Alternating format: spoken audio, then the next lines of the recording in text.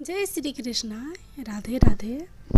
आज आप लोग सुनेंगे तोता मैना की ज्ञानवर्धक कहानी।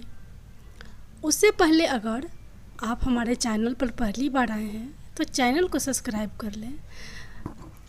किसी जंगल में एक तोता और मैना पंछी का जोड़ा रहता था। दोनों पति पत्नी एक दूसरे को बड़े दिलो जान से चाहते थे। तोता की जो पत्नी थी मैना, वह बड़ी ही जिज्ञासु स्वभाव की पंछी थी। वह अपने पति तोता से हर समय कुछ न कुछ पूछती रहती थी। एक रात जब दोनों तोता मैना गंगा के किनारे एक वृक्ष की डाली पर बैठे हुए थे, तब मैना तोता से कहती है कि हे पिया जी, आज मेरा मन बड़ा ही व्याकुल है। आज मुझे बहुत ही ज़्यादा बेचैनी हो रही है। हे पिया जी, कुछ ऐसा उपाय करो जिससे मेरा मन कुछ हल्का हो जाए। तोता अपनी पत्नी की इन बातों को सुनता है तो तोता अपनी पत्नी मैना से कहता है कि हे प्रिय, ऐसा क्या कारण है जिससे तुम्हारा मन इतना व्याकुल है? आखिर मुझे ऐसा क्या करना चाहिए जिससे तुम्हारी व्याकुलता दूर हो जाए? यह सुन के मैना कहती है कि ऐसी कोई कहानी सुनाओ जिसे सुनकर मेरे मन को कुछ शांति मिल जाए और कुछ ज्ञान प्राप्त हो।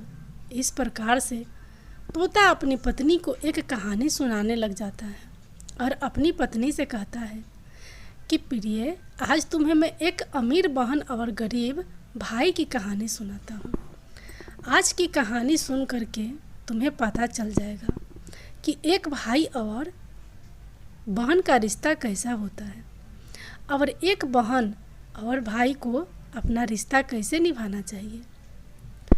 तोता आगे कहता है कि साथ ही साथ तुम्हें आज की इस कहानी में जानने को मिलेगा कि आखिर मनुष्य गरीब क्यों हो जाता है, किन कारणों से मनुष्य गरीब हो जाता है।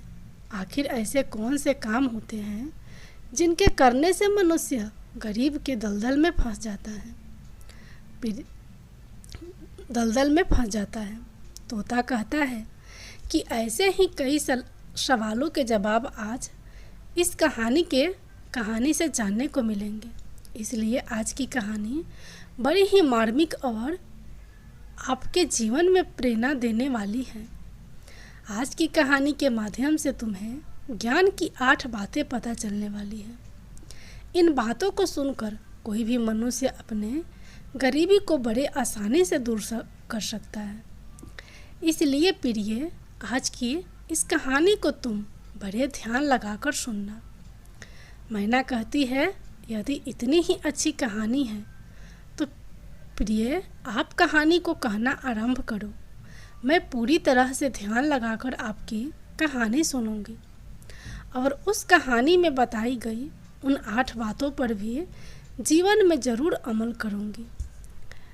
इस प्रकार से तोता अपनी पत्नी को कहानी सुनाने लग जाता है। तो तोता कहता है, प्रिय, बहुत पुराने समय की बात है।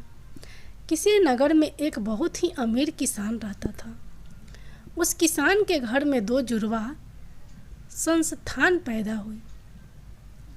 उन दोनों जुड़वा संतानों में एक पुत्र था और दूसरी संतान पुत्री थी। किसान अपने पुत्र का नाम तो राहुल रख देता है और पुत्री का नाम रेखा रखता है। इधर धीरे धीरे राहुल और रेखा बड़े होने लगते हैं। जब धीरे धीरे किसान की दोनों संतानें बड़ी हो जाती है, धीरे धीरे जब उनकी आयु एक दिन विवाह के योग हो जाते हैं, तो किसान को अपने बच्चों के विवाह की चिंता सताने लगती है। एक दिन वह किसान किसी कार्य से अपने पड़ोस के एक शहर में जाता है, तो वहाँ पहुंचकर एक व्यापारी का पुत्र उसे पसंद आ जाता है और उस व्यापारी के पुत्र के साथ में वह अपनी बेटी रेखा को विवाह कर देता है। इस प्रकार से रेखा अपने पिता के यहाँ से विदा होकर अपने ससुराल चली जाती है। इधर बेटी को विदा करने के बाद में वह किसान अपने पुत्र के विवाह के बारे में सोचने लगता है और सोचता है कि बेटी तो मेरी अपने घर की हो गई, अब मुझे अपने पुत्र का विवाह कर देना चाहिए। यदि मेरे पुत्र का विवाह हो गया तो मैं अपना बचा हुआ शेष जीवन अपनी बेटे बहू के साथ में रहकर आराम से व्यतीत करूँगा। इतनी कहानी सुनाने के बाद तोता मैना से कहता है, हे प्रिय, ईश्वर की लीला बड़ी विचित्र है। परमात्मा ना जाने कब किसको अमीर बना दे और कब किसको गरीब बना दे, इसके बारे में कोई नहीं जानता। उस अमीर किसान के साथ भी कुछ ऐसा ही होता है। एक दिन किसान किसी भयानक बीमारी की चपेट में आ जाता है।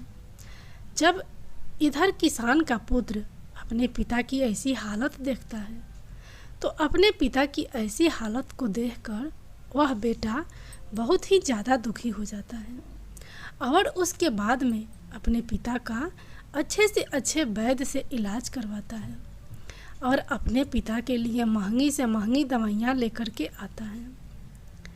धीरे धीरे उसकी धन संपत्ति सारी बिकक पिता के इलाज में चली गई। इस प्रकार अपने पिता का इलाज कराते हुए वह किसान का पुत्र एकदम से कंगाल हो जाता है, लेकिन फिर भी पिता की हालत में किसी प्रकार का कोई सुधार नहीं होता। जब कोई भी दवाई उस किसान की बीमारी में काम नहीं करती है तो एक दिन वह किसान अपने बेटे को अपने पास बुलाता है और अपने बेटे राहुल से कहता है कि हे पुत्र, जब भी कोई काम मनुष्य के सामर्थ्य से बाहर हो जाए, जब उसका कोई समाधान ना मिले तो फिर ऐसे समय में उसका ईश्वर के भरोसे छोड़ देना चाहिए, उसको ईश्वर के भरोसे छोड़ देना चाहिए। इसलिए पुत्र, अब तुम मेरी चिंता छोड़ो और तुम अपने भविष्य के बारे में सोचो। मेरा क्या, आज नहीं तो कल मुझे संसार छोड़कर जाना ही है। इसलिए पुत्र, अब तुम मेरी चिंता करना छोड़ो और अपना विवाह करके अपनी घर गृहस्थी बसा लो। अपने पिता के मुख से इन बातों को सुनकर राहुल एकदम चुप हो जाता है। आखिर वह बेचारा कर भी क्या सकता था। उसके घर में जो भी जमा पूंजी थी वह तो उसके पिता के इलाज में पहले ही खर्च हो चुकी थी। फिर राहुल कहता है कि हे पिताजी, जैसा आपको उचित लगे आप वैसा ही कीजिए। उसके बाद वह गरीब किसान अपने पुत्र की शादी एक गरीब घर की कन्या से करवा देता है और शादी के कुछ दिन बाद ही उस किसान की मृत्यु हो जाती है। इधर पिता की मृत्यु के बाद राहुल अपने पिता का पूरी रीति रिवाज से अंतिम संस्कार करता है। राहुल का घर, खेत खलिहान पिता की बीमारी में पिता के इलाज में पहले ही बिक चुका था। जो कुछ भी जमा पूंजी बच जाता वह पिता के अंतिम संस्कार में समाप्त हो जाती है। इस प्रकार से राहुल एकदम बहुत ज़्यादा गरीब हो जाता है। जब राहुल एक दिन बिल्कुल ही कंगाल हो जाता है तो वह गांव के बाहर अपनी पत्नी के साथ एक झोपड़ी बनाकर रहने लगता है और दूसरों के खेतों में मेहनत मजदूरी करके अपने बीवी बच्चों का पेट पालने लगता है। उधर राहुल की बहन रेखा, जिसका विवाह एक धनी व्यापारी के घर में हुआ था, उसे जब अपने भाई की स्थिति के बारे में पता चलता है तो वह अमीर बहन अपने गरीब भाई से घृणा करने लग जाती है। मन में सोचने लगती है कि मेरा भाई अब तो बिल्कुल ही कंगाल हो चुका है। उसका घर, जमीन सब बिक गया है और अब उसके पास में फूटी कौड़ी भी नहीं बची है। यदि ऐसी हालत में वह मेरी ससुराल आता है तो उसे देख कर मेरी देवरानी और जेठानी मेरा बड़ा ही अपमान करेंगी और मेरा मजाक उड़ाएंगे कि तेरे पीहर वाले तो बिल्कुल ही कंगाल हैं। ऐसे तो मेरी बहुत ही ज़्यादा बदनामी होगी। इस कारण से रेखा अपने सगे भाई से रिश्ता तोड़ देती है। ना तो रेखा अपने भाई को अपने ससुराल बुलाती है और ना ही कभी अपने भाई के घर जाती है। रेखा के भाई राहुल को भी इधर अच्छी तरह से पता होता है कि मेरी बहन मुझसे नफरत क्यों करती है, इसलिए राहुल भी अपनी बहन की ससुराल कभी नहीं जाता है। इस तरह से रेखा तो बड़े ऐशो आराम के साथ में अपने ससुराल में अपनी ज़िंदगी गुजारती है। इधर राहुल मेहनत मजदूरी करके अपने पत्नी के साथ झोपड़ी में रहकर किसी तरह से अपने दिनों को काटने लगता है। इधर तोता अपनी पत्नी मैना को आगे की कहानी सुनाते हुए कहने लगता है कि प्रिय, जब कुछ साल ऐसे ही गुजर जाते हैं, कुछ साल गुजरने के बाद एक दिन राहुल की बहन रेखा के लड़के की शादी तय हो जाती है। लेकिन राहुल की बहन रेखा अपने भाई को किसी प्रकार का कोई निमंत्रण नहीं भेजती है। जब इस बात का पता राहुल को चलता है कि उसके भांजे की शादी होने वाली है, तो इस बात को सुनकर राहुल बहुत ज़्यादा प्रसन्न हो जाता है और इस बात की खबर जा करके अपनी पत्नी सुशीला को बताता है कि मेरी बहन के बेटे की शादी है और हम सभी को बहन के घर चलना है। जब राहुल की पत्नी को इस बात की जानकारी होती है कि ननद के बेटे की शादी है, तो वह भी इस बात को सुनकर बड़ी खुश हो जाती है और सोचने लगती है, चलो इसी बहाने से सही कम से कम मैं अपनी ननद से जाकर मिल आऊँगी। अब उसके घर को देख आऊँगी। वह बड़ी खुश होकर अपने पति से कहती है कि तुम्हारे साथ में ज़रूर चलूँगी, लेकिन पहले मुझे यह बताओ, क्या हमारी ननद रानी ने हमारे लिए निमंत्रण भेजा है? पत्नी के मुख से इन बातों को सुनकर राहुल बिल्कुल चुप हो जाता है। फिर राहुल अपनी पत्नी से कहता है कि हे प्रिय, न्योता तो नहीं आया है, पर मुझे यह दूसरों के द्वारा खबर मिली है कि हमारे भांजे की शादी है, लेकिन इससे क्या फ़र्क पड़ता है, आखिर वह है तो हमारी बहन का ही बेटा। तब सुशीला अपने पति से कहती है, देखो बात तो आपकी सही है कि आपके भांजे की शादी है, लेकिन बिना निमंत्रण के ननद के घर जाना उचित नहीं है और आपको भी वहाँ नहीं जाना चाहिए। राहुल अपनी पत्नी को समझाता है कि प्रिय रेखा के ससुराल वाले बड़े आदमी हैं, उन्हें हमारी याद नहीं रही होगी, या फिर हो सकता है कि उन्होंने हमें न्योता भिजवाया हो, लेकिन न्योता वाला पर्चा हमारे पास तक नहीं पहुंचा हो। इसलिए प्रिय, तुम किसी भी प्रकार की कोई भी सोच विचार मत करो। बच्चों को तैयार करके मेरे साथ तुम बहन के घर चलो। अपने पति की इन बातों को सुनकर सुशीला कहने लगती है कि हे पिया जी, यदि तुम जाना चाहते हो तो तुम जा सकते हो, लेकिन बिना निमंत्रण के मैं नहीं जाऊंगी।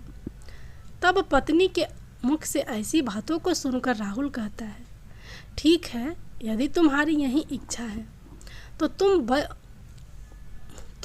बच्चों के साथ घर पर ही रहो, मैं अकेला रेखा के ससुराल को जाता हूँ।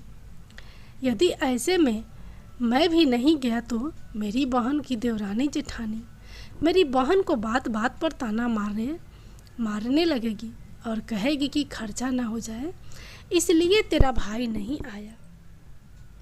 इतना कह करके राहुल घर के अंदर से बाहर चला जाता है। तोता आगे अपनी पत्नी को कहानी सुनाते हुए कहता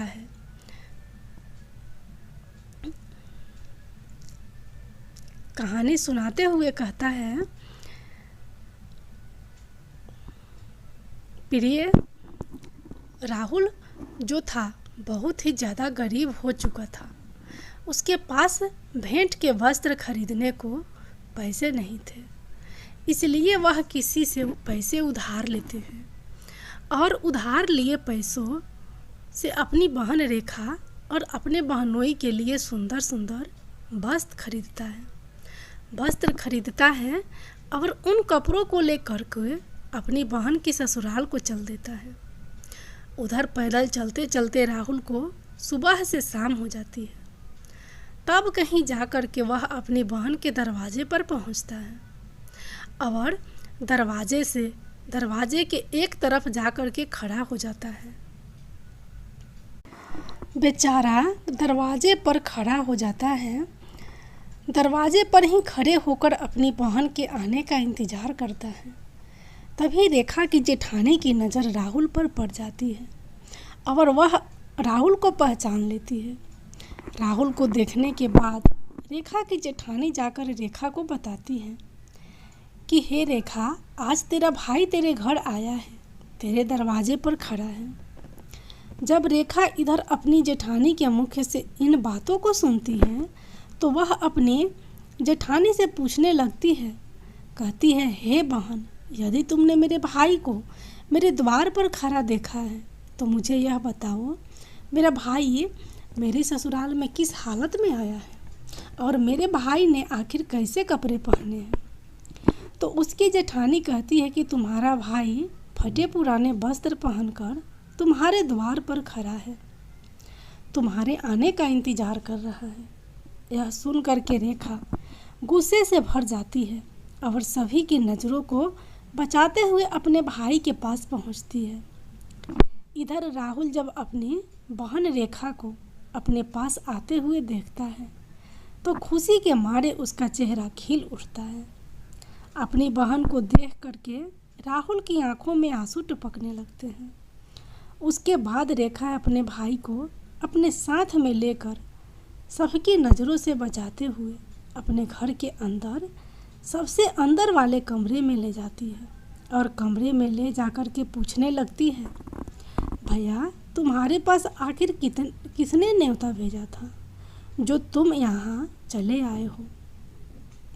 तब राहुल कहता है, बहना, तुमने तो अपने भाई को भुला दिया, लेकिन किसी के मुख से मुझे पता चल गया कि मेरे भांजे की शादी है, इसलिए मैं तुम्हारे लिए और तुम्हारे बेटे के लिए नए कपड़े लेकर आया हूँ।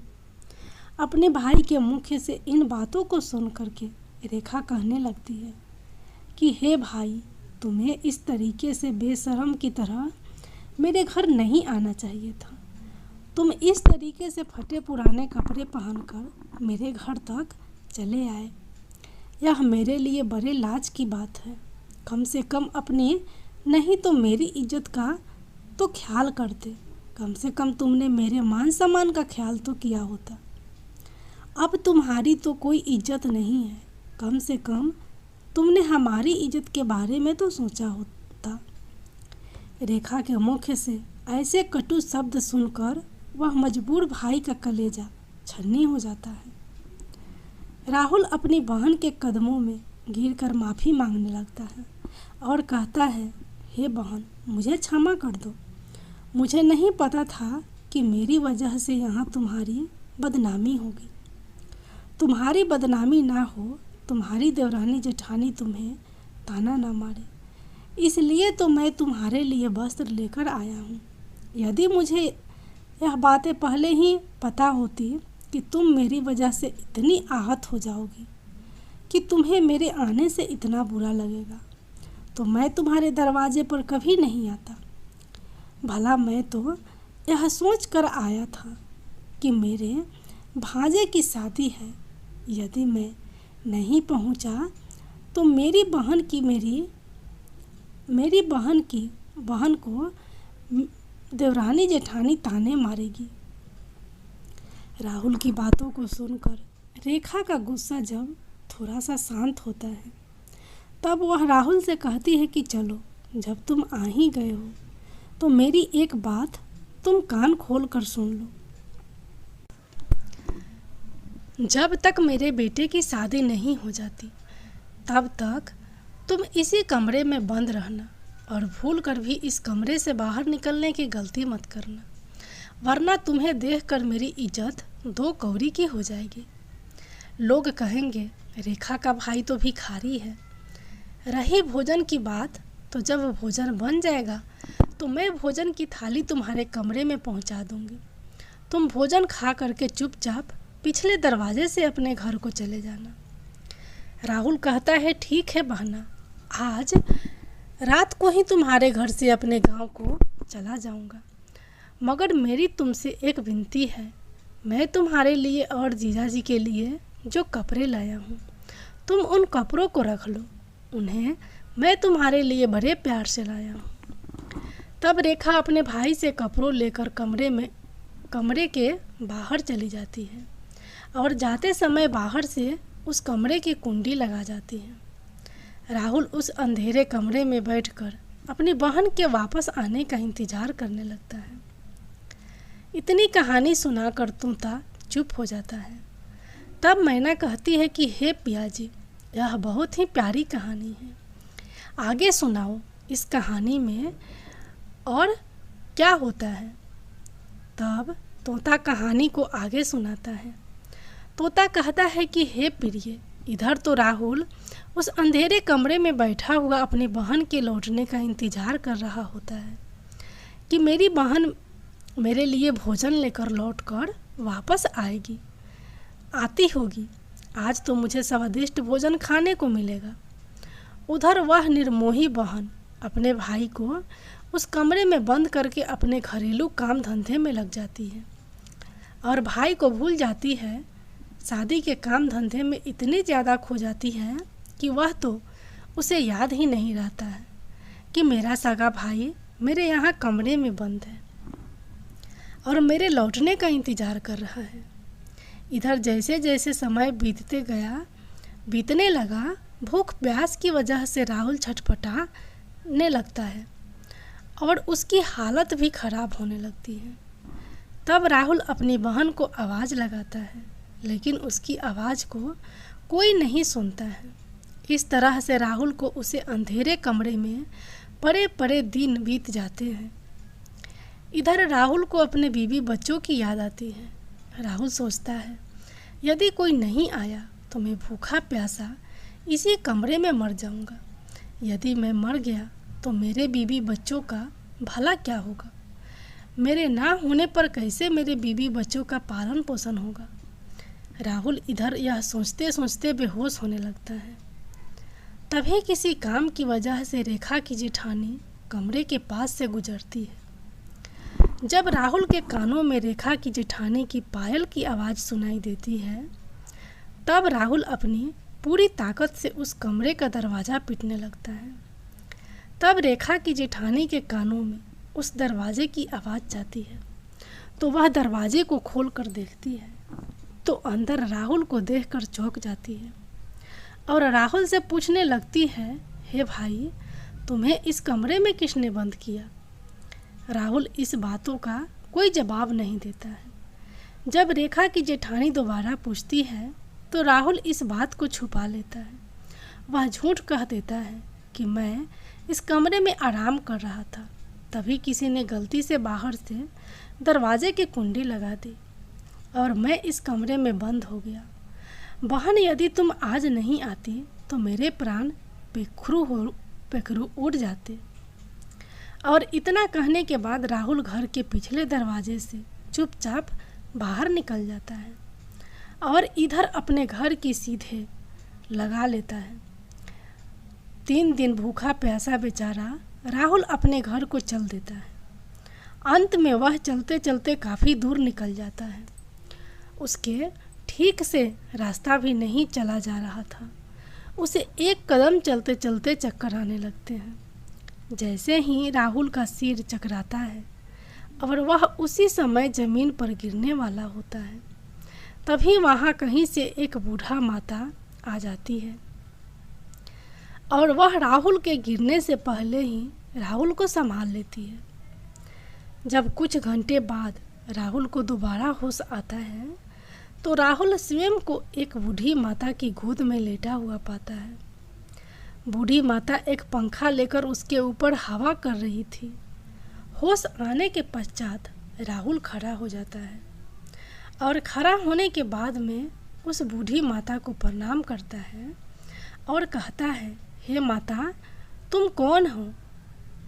इतनी कहानी सुनाने के बाद में तोता थोड़ा सा विश्राम कर लेता है और विश्राम करने के बाद तोता मैना को आगे की कहानी सुनाने लग जाता है। तोता आगे कहता है, प्रिय, जिस बूढ़ी माता की गोद में वह बेचारा राहुल लेटा हुआ था, वह बूढ़ी माता साक्षात देवी माता थी। इधर राहुल की सुशीला रोज उस देवी माता की पूजा किया करती थी और पूर्ण श्रद्धा भाव से देवी माँ की भक्ति किया करती थी। इसलिए जब राहुल चक्कर खा कर के गिरने लगता है तो उसी समय पर तत्काल देवी माँ होकर राहुल को संभाल लेती है और राहुल का अवसर अपनी गोद में रखकर उसे अपनी गोद में सुला लेती है।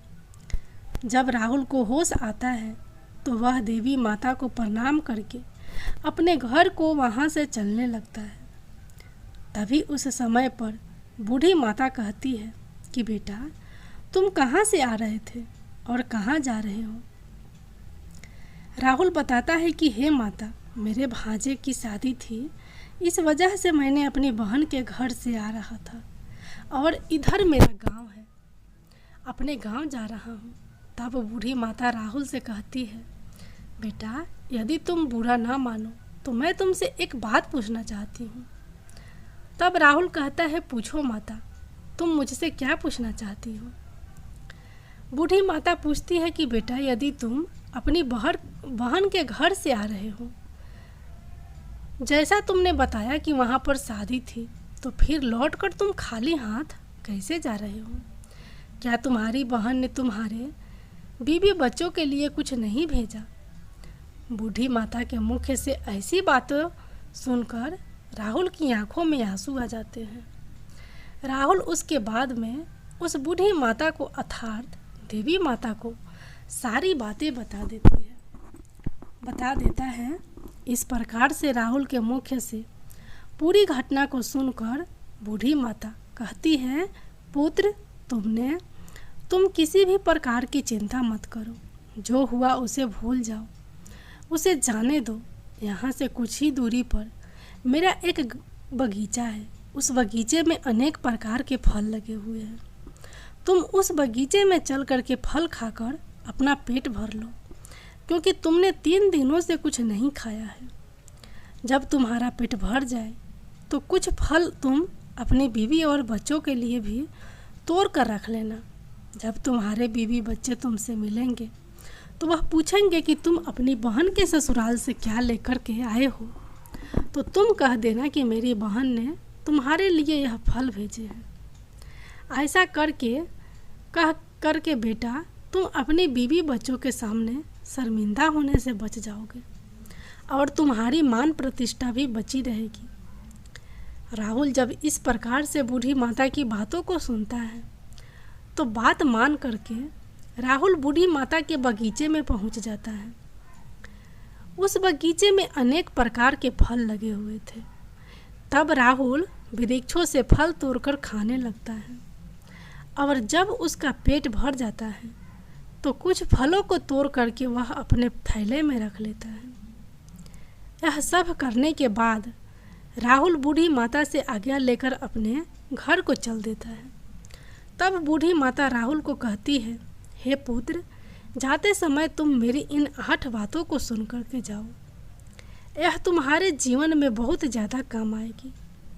इस प्रकार से बूढ़ी माता राहुल को 8 बातें बताती है और उन 8 बातों को सुन कर के राहुल अपने घर को चल देता है।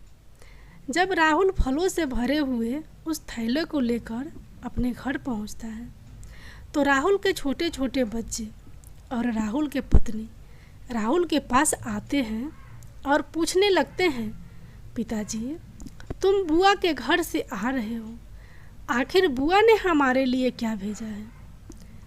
यह सुनकर राहुल अपने हाथों का थैला अपनी पत्नी को थमा देता है और थैला देने के बाद राहुल घर से बाहर निकलकर चला जाता है। उधर राहुल के जाने के बाद में राहुल की पत्नी जब उस थैले को खोलकर देखती है तो थैले के अंदर का नज़ारा देखकर वह एकदम से हैरान रह जाती है। सुशीला थैले में देखती है कि वह थैला पूरा सोने चांदी के फलों से भरा हुआ है। तब राहुल की पत्नी अनार को फोड़ती है तो अनार के फलों से हीरे निकलते हैं। जब वह आम के फल काटती है तो आम की गुलठियों की जगह सोने की गुलठियों निकलती हैं। यह देखकर राहुल की पत्नी बहुत ज़्यादा खुश हो जाती है और दौड़कर अपने पति के पास में पहुंचती है और अपने पति के पास पहुंच करके अपने पति से कहती है कि तुम तो शादी में गए थे और तुम यह लेकर क्या आए हो। राहुल अपनी पत्नी को इन बातों को सुनकर सोचने लगता है कि मेरे घर वालों को शायद फल पसंद नहीं आए होंगे, इसलिए मेरी पत्नी आज मुझसे ऐसी बात पूछ रही है। मुझे तो अपने बच्चों के लिए लड्डू पेड़ा लेकर आना चाहिए था। जब राहुल अपनी पत्नी से कहता है, हे प्रिय, बहन ने जो कुछ भी भेजा है वह मैंने लाकर तुम्हें दे दिया। अब जो कुछ भी थैले में है उसको ही बच्चों को बांट कर दे दो। तब पत्नी कहती है कि पहले तुम घर के अंदर चलो और घर के अंदर चलकर देखो कि तुम्हारी बहन ने तुम्हारे लिए क्या भेजा है। यह कहकर सुशीला अपने पति को पकड़कर ले जाती है और अपने पति से कहती है, इसे ज़रा देखिए तो सही, हमारी ननद ने हमारे लिए यह क्या भेजा है। इतना कहकर सुशीला राहुल के सामने थैले को पलट देती है। थैला पलटते ही अंदर से मोती, सोने, चांदी निकलते हैं। सुशीला कहती है कि आखिर हमारी ननद ने तो हमारा भाग्य ही बदल दिया। उन्होंने फलों में छुपा करके हीरे मोती भेजे हैं। जब यह नज़ारा राहुल देखता है तो समझ जाता है कि मुझे रास्ते में जो बूढ़ी माता मिली थी वह कोई साधारण माता नहीं थी, वह बूढ़ी माता कोई देवी माता थी। लेकिन इस बारे में राहुल अपनी पत्नी को कुछ नहीं बताता है और मन ही मन उस बूढ़ी माता को धन्यवाद देता है। इतनी कहानी सुनाने के बाद में तोता थोड़ा सा आराम करता है, फिर आगे की कहानी अपनी पत्नी मैना को सुनाने लगता है। कहता है, हे प्रिय, इस प्रकार राहुल को बहुत सारा धन मिल जाता है। राहुल पहले की तरह फिर से अमीर बन जाता है। कुछ समय बाद राहुल अपने बीवी बच्चों के लिए एक अच्छा सा आलीशान महल बनवाया है। महल बनवा लेता है और बड़ी शान और शौकत के साथ राजा महाराजाओं की तरह उस महल में रहने लगता है। और तभी सभी नगर के लोग भी राहुल को ऐसा देखकर उसका मान सम्मान करने लगते हैं। धीरे धीरे करके इधर जब राहुल का महल तैयार हो जाता है, जब उसकी राजा महाराजा जैसी शानो शौकत हो जाती है, तो एक दिन राहुल की पत्नी सुशीला अपने पति से कहती है कि अब सावन का महीना आने वाला है और सावन के महीने में स्त्रियां अपने पिता के घर जाती हैं, इसलिए तुम भी अपनी बहन के ससुराल जाओ और मेरी ननद को मेरे घर बुला कर लाओ। इसी बहाने से वह अपने पीहर घूम जाएगी, इसी बहाने मैं अपनी ननद से मिल लूँगी। राहुल जब अपनी पत्नी की ऐसे बात सुनता है तो राहुल अपनी पत्नी से कहने लगता है, फिर से अपनी बहन के ससुराल को चल देता है और कुछ समय के बाद ही अपनी बहन के ससुराल पहुंच जाता है। एक बार राहुल फिर से अपनी उस बहन के दरवाजे पर जाकर खड़ा हो जाता है। जिस दरवाजे पर वह कुछ दिन पहले आकर खड़ा हुआ था, उसी समय पर रेखा की जेठानी घर से बाहर निकलती है और बाहर का नज़ारा देखकर दौड़ी दौड़ी रेखा के पास जाती है और रेखा से कहती है कि हे रेखा बहन, आज तो तेरा भाई आया है। अपनी जेठानी के मुख से इन बातों को सुनकर रेखा कहने लगती है, हे बहन, कोई भी भिखारी मेरा भाई नहीं हो सकता, मेरा कोई भाई नहीं है। रेखा ऐसा इसलिए कह रही थी क्योंकि रेखा इस बार भी अपने भाई को भिखारी ही समझ रही थी। लेकिन जब उसकी जेठानी बताती है कि रेखा आज तुम्हारा भाई भिखारी की तरह नहीं, राजा महाराजाओं की तरह आया है। तुम्हारे भाई को देखकर ऐसा लग रहा है जैसे वह किसी देश का राजा महाराजा हो। तुम्हारे भाई के आगे पीछे 4 सैनिक हैं। तुम्हारे दरवाजे पर एक बड़ी सुंदर सजी हुई रथ गाड़ी खड़ी है। भला एक बार जाकर तो देखो। रेखा जब अपनी जेठानी के मुख से इन बातों को सुनती है तो उसे अपनी जेठानी की बातों पर किसी प्रकार का कोई यकीन नहीं होता है और सच्चाई जानने को अपने भाई को छुप कर देखने लगती है।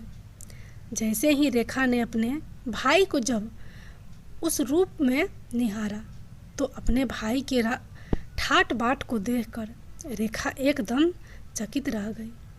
सोचने लगती है कि कल तक तो मेरा भाई एकदम ही भिखारी था, पहनने को ठीक से वस्त्र भी नहीं थे, लेकिन एकदम से इतना अमीर कैसे बन गया। अब तो राहुल की बहन रेखा आरती की थाल सजाकर अपने भाई की आरती उतारने लगती है।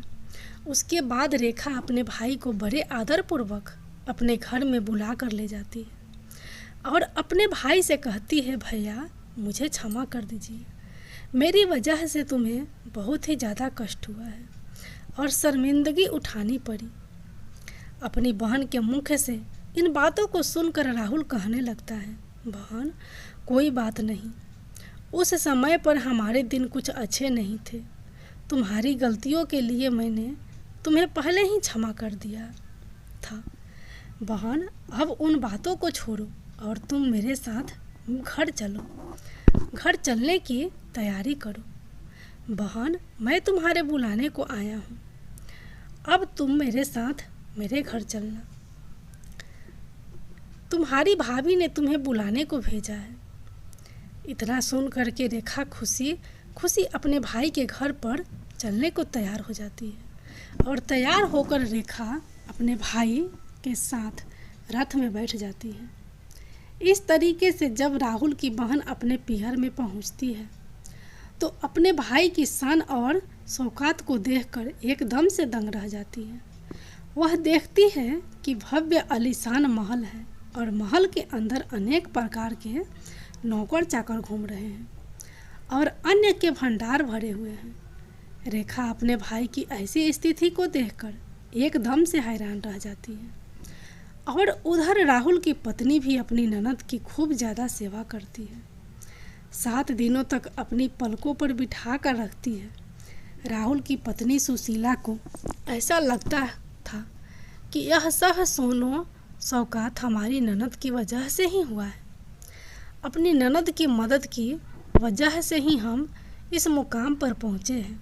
क्योंकि प्रिय दर्शकों, राहुल ने कभी भी अपनी पत्नी को अपने अमीर होने की बात नहीं बताई थी, क्योंकि वह जानता था कि यह सब रेखा की वजह से नहीं, देवी माँ के आशीर्वाद से हुआ है।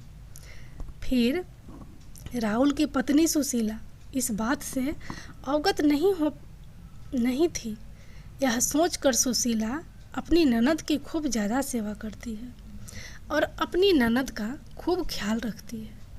कुछ दिन बीतने के बाद जब राहुल की बहन रेखा ससुराल जाने का समय होता है तो राहुल की पत्नी सुशीला अपने पति से कहती है कि पिया जी, तुम्हारी बहन अपने घर जाएंगी, इसलिए तुम बाज़ार चले जाओ और बाज़ार जाकर अपनी बहन के लिए कोई अच्छा सा तोहफा लेकर आओ। पत्नी के मुख से इन बातों को सुनकर राहुल घर से चला जाता है और राहुल एक मोची की दुकान पर पहुंचता है और मोची से कहता है, हे मोची भाई, मुझे अपनी बहन के लिए बोलने वाली जूती बनवानी है। क्या तुम मेरी बहन के लिए बोलने वाली जूती बना सकते हो? मोची कहता है, सेठ, मैं बोलने वाली जूती तो बना दूंगा, पर उसको बनवाने की बहुत कीमत लगेगी। तब राहुल कहता है कि हे मोची भाई, मैं तुम्हें मुंह मांगा पैसा दूंगा, लेकिन तुम ऐसी जूतियाँ बना दो जिन जूतियों को जब भी मेरी बहन पहने और उन्हें पहन कर चले तो वह जूतियाँ बारी बारी से इन 8 बातों को बोले। इसके बाद मोची को राहुल वह 8 ज्ञान की बातें बताता है जो बातें बूढ़ी माता ने राहुल को चलते समय बताई थी। राहुल मोची से कहता है कि हे मोची भाई, अब यह 8 ज्ञान की बातें मैं तुम्हें बताने जा रहा हूँ। इस प्रकार से राहुल बारी बारी से 8 बातें मोची को बताता है। पहली बात बताता है, कहता है कि बात ज्ञान की है, कहीं मानव तो मत भूल होती है, कहीं मानव तो मत भूल होती है अज्ञानता निर्धनता का मूल। दूसरी बात राहुल बताता है, समय के भरोसे जो बैठता रहता सदा गरीब, बिना काम बदले नहीं उसका कभी नसीब। तीसरा बात राहुल बताता है और कहता है, आलस्य कर रहता सदा जो परिवर्तनहीन, वहीं कर्म कर फिर कहता स्वयं को दीन। चौथी बात राहुल बताता है, नहीं गरीबी से बड़ा है कोई अभिशाप हासिल, करके ज्ञान को करो दूर। अब आप 5वीं बात राहुल बताता है और कहता है, दोष समय को दो नहीं बनो मजबूर, कर्म साधना में जुटो करो गरीबी दूर। प्रिय, छठी बात राहुल मोची को बताता है, कर्म कभी करता नहीं कोसे सदा नसीब, भाग्य भरोसे जो बैठता वह मनुष्य रहे गरीब। 7वीं बात राहुल बताता है, अज्ञानी पर ही सदा करे गरीबी वार, विजय होता युद्ध में ज्ञान सदा हथियार। 8वीं और सबसे आखिरी बात राहुल बताता है और कहता है कि हे मोची भाई, मेरी बहन जब 8वां कदम रखे तो जूतिया बस यही बात बोले कि पैसों के बाजार में बदल गई तहजीब, धन दौलत से जुड़ रहे रिश्ते हुए गरीब। इधर राहुल मोची से कहता है कि हे मोची भाई, ऐसी 8 बातें बोलने वाली मुझे जूतिया बना दो। जब भी यह 8 बातें वह जूतिया बोलेगी और जब मेरी बहन इन बातों को सुनेगी तो उसे अपनी गलती का एहसास होगा कि मुझे पैसे के घमंड में आकर के अपने भाई का ऐसा अपमान नहीं करना चाहिए था। तब तोता अपने पत्नी मैना से कहता है कि हे प्रिय, इस प्रकार राहुल उस मोची से अपनी बहन के लिए हीरे मोतियों से जुड़ी हुई सोने चांदी की जूतियाँ बनवाता है और उन जूतियों को ले जाकर अपनी बहन को उपहार स्वरूप देता है। सोने चांदी की जूतियाँ पा करके रेखा का चेहरा एकदम खिल जाता है। उसके बाद रेखा अपने भाई से विदा लेकर के अपने घर को चली जाती है। इधर रेखा जब अपने ससुराल पहुंच जाती है तो रेखा की देवरानी जेठानी पूछने लगती है, कहती है कि हे रेखा, तुम अपने भाई के घर से आई हो, तुम्हारे भाई ने तुम्हें क्या उपहार दिया है? तब रेखा अपनी देवरानी जेठानी अपने सास ससुर और अपने देवर जेठ को अपने भाई के द्वारा दी गई भेंट दिखाती है। वह जूतियाँ दिखाती है और कहती है, देखो मेरे भाई ने मुझे सोने चांदी से जुड़ी हुई हीरे मोती से जुड़ी हुई यह जूतियाँ दी। तब रेखा उन जूतियों को पहन करके चल कर देखती है। जैसे ही रेखा उन जूतियों को पहन कर चलती है तो जूतियाँ बोलती है कि पैसों के बाजार में बदल गई तहजीब, धन दौलत से जुड़ रहे रिश्ते हुए गरीब। जब रेखा इस बात को सुनती है तो उसका शर्म से सर नीचे झुक जाता है और अपने भाई को याद करके एकदम से रोने लगती है। जब देवरानी जेठानी पूछती है कि रेखा आखिर क्या हुआ जो तुम अचानक से रोने लगी, तब रेखा अपनी जेठानी और देवरानी को सारी बात बताती है कि बहन, मैंने पैसों के घमंड में आकर अपने भाई से कितना बड़ा भूला कहा था। मैंने अपने भाई को एक गिलास पानी तक नहीं पूछा। देखो मेरे भाई ने मुझे कितनी कीमती जूतियाँ बनवा कर दी है। अब तो मुझे अपने आप से घृणा होने लगी है। मैं तो जीना नहीं चाहती।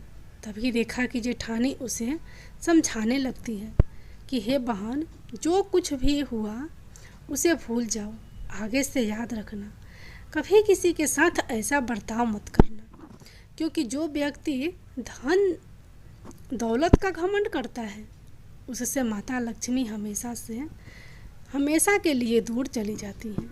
इसलिए मेरी बात है, तुम सदा याद रखना। और इस तरीके से रेखा की जेठानी रेखा को 8 बातें बताती है।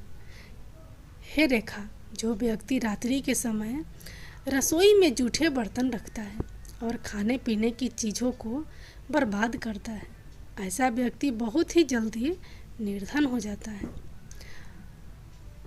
दूसरी बात, जिस घर में घर की स्त्रियों का अपमान होता है, उनकी इज्जत नहीं की जाती, उस घर में देवी लक्ष्मी ज़्यादा दिनों तक नहीं रुकती।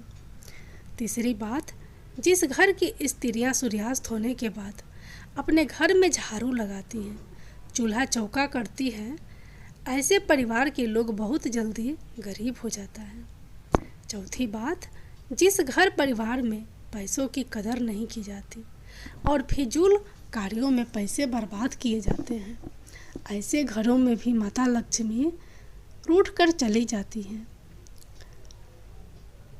पांचवी बात, जो लोग पैसे आने के बाद में उस पैसों से दूसरों की मान प्रतिष्ठा को ठेस पहुंचाते हैं या अपने धन के बलबूते पर दूसरे लोगों को परेशान करते हैं, ऐसे लोगों के घर से भी माता लक्ष्मी बहुत जल्दी विदा ले जाती हैं।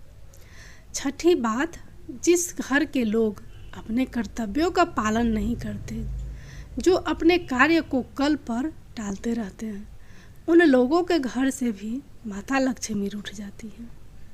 सातवीं बात, जिस घर परिवार के लोग अपने से बड़े लोगों की इज्जत नहीं करते, अपने से बड़ों का कहना नहीं मानते या फिर अपने से बड़ों से कटु शब्द बोलते हैं, ऐसे लोगों का भी गरीबी का सामना करना पड़ता है, उन्हें गरीबी देखनी पड़ती है।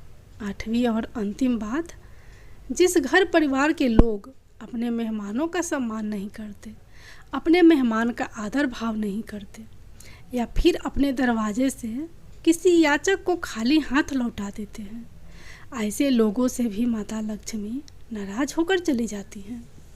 इस प्रकार से रेखा की जेठानी रेखा को यह 8 बातें बताती है और अपनी देवरानी से कहती है कि हे बहन, मेरी इन 8 बातों को हमेशा गांठ में बांध कर रखना। इधर तोता कहता है कि इस प्रकार राहुल की बहन रेखा एकदम से बदल जाती है। उसे समझ आ जाता है कि माया तो आनी जानी है, माया पर कभी घमंड नहीं करना चाहिए। यह ईश्वर ना जाने कब किसको गरीब बना दे और कब किसको अमीर बना दे, इस बात का किसी को पता नहीं है। उसके समझ में यह भी आ जाता है कि पैसे के घमंड में आकर कभी भी किसी का अपमान या अनादर नहीं करना चाहिए।